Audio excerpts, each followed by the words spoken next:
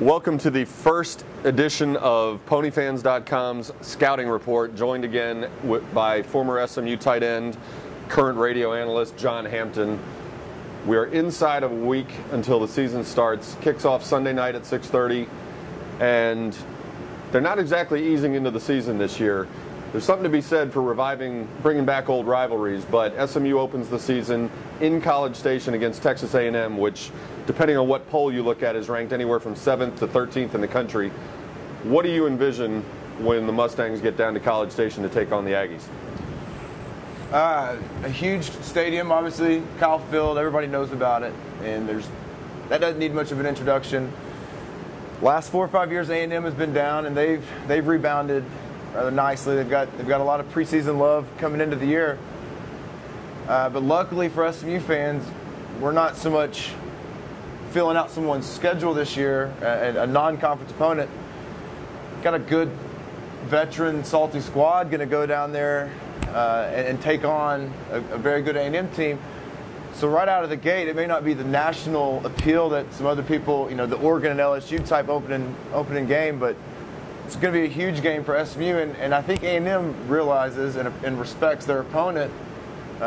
Everything that they've talked about all week, they realize it's going to be a big test. So I think it's great that it's Labor Day weekend and our Mustangs are going to play a relevant game. And like I said, not just to fill out the schedule, but they'll go down there and have a chance to knock them around and see if they can't steal a win. A&M is obviously loaded on both sides of the ball, but in one sense they're a little bit like SMU last year, and by that I mean they've got a quarterback who has 6 starts in his career. The difference is at quarterback. He played a lot of receiver. Right. Ryan Tannehill is a former wide receiver, and now he's a 5th-year senior. He's 23 years old, so he's a little different, obviously, than Kyle Padron was last year, going into his sophomore year with 6 career starts. When you look at Ryan Tannehill, he won 5 of his 6 starts last year. He set a new A&M record with 65% completion. If you're Tom Mason, how do you attack Ryan Tannehill? Well, I think going into the season, the report on Tannehill is he's a very cerebral kid, can break down defenses, the pre-snap read stuff. He can do that pretty well. So you probably won't confuse him terribly by moving people around and giving him different looks.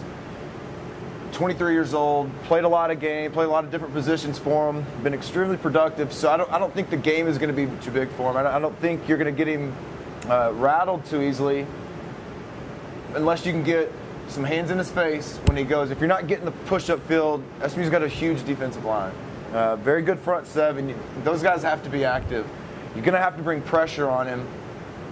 But know that it's a 4-quarter game, and especially in today's college football, people get offense simply. And they've got great coaching from Coach Sherman and Tom Rosley, 2 really good offensive minds that are going to put a game plan around him for whatever shortcomings Tannehill may have on paper. They're going to insulate him because he's got great receivers and a great running game behind him. Whatever holes they may feel he has, you can hide them because turn around and hand it off a couple times. They got a big offensive line that can move people.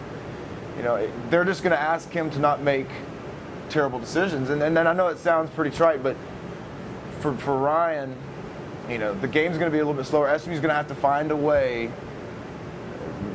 somehow. I don't know how you do it. I'm not a coach, but bring some pressure, blitzes, and then in the secondary, you're going to have to be sure tackling. You can't give up big plays, because once they start building that momentum, and then once that A&M offense becomes more dimensional, you look up second half, you may be lost trying to stop it. So you stay ahead, stay with them, run with them, and know that they're going to get their yardage and just keep battling back. Don't give up the big play that breaks your heart. You mentioned the running game, and Texas A&M throws the ball very well the last few years, but traditionally when you think of the Aggies, you think of great defense, you think of great running backs, and they have a couple of really good ones right now. They'll use a lot of 2-back sets, but the lead guy is Cyrus Gray, who is the top returning rusher in Big 12 Conference this year. He's coming in with 7 straight games of 100 or more yards rushing. Tom Mason said the other day, look, you're not going to shut this guy down. He's going to get his yards. But when you look at Cyrus Gray in games that you've seen, what does he do well that makes him so effective? Who does he remind you of? His feet never stop moving, and he's not real big in the legs, in the lower part of his body. He's strong up top. He's got plenty of strong legs, but he's not the bulldozer type that's going to run through you and hurt you. But he's got a great amount of shake. And coming out of high school, he played quarterback at DeSoto, and it wasn't a traditional quarterback system. So maybe people don't see him as a true back early in his college career, where, getting in an I formation and getting downhill.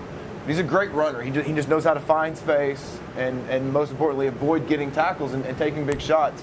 I think if you YouTube Cyrus Gray and some of his biggest runs, that's the first thing that sticks out. Is just the feet never stop moving, and his eyes continually stay upfield. And then if he can slip a tackle, he's got the home run speed. He'll break away from you, in short spaces. He's well respected for good reason, because he's just a dynamic player who really likes playing football, and he's a great teammate from all accounts. From their sports information guys all the way down to his high school teammates, they say he's one of the best kids, and so that. I think that lends itself. You see him on the field playing, and he loves playing, and his teammates love blocking for him. You see extra blocks out of the receivers down the line, down the field. He's just that kind of player that just changes programs, let alone changes games. As good as he and Michael are in the backfield, again, A&M now throws the ball. Their athletic department is pushing the idea that they could have 2 or 3 or maybe even 4 guys with the potential for 1,000 yards receiving this year. The lead guy, though, is Jeff Fuller. He's the son of a former NFL player. He looks like a power forward. He's enormous. Now, he's been dinged up a little in camp down in A&M. He hasn't practiced much, if at all, with, I think, a tweaked hamstring. But there probably isn't a DB in the corner in the country as big as this kid. He's 6'4", 220, 225.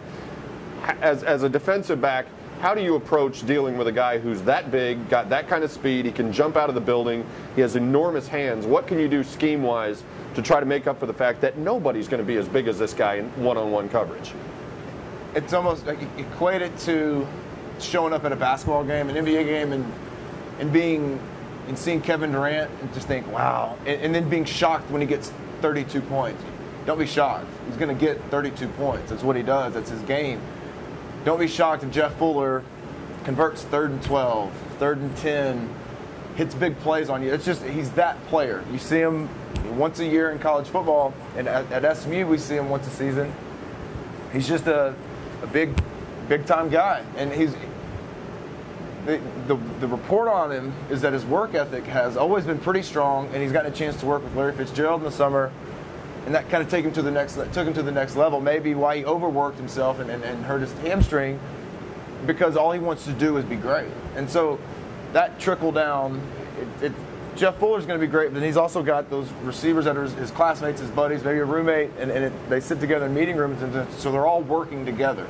I think that competition breeds each of those players to get the best and keep climbing.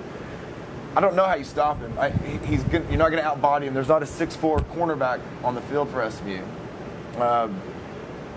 Schematically, maybe you can hope to get bodies in space and get hands on balls to where he's not, he doesn't have open lanes where it's automatic, pitch and catch to him.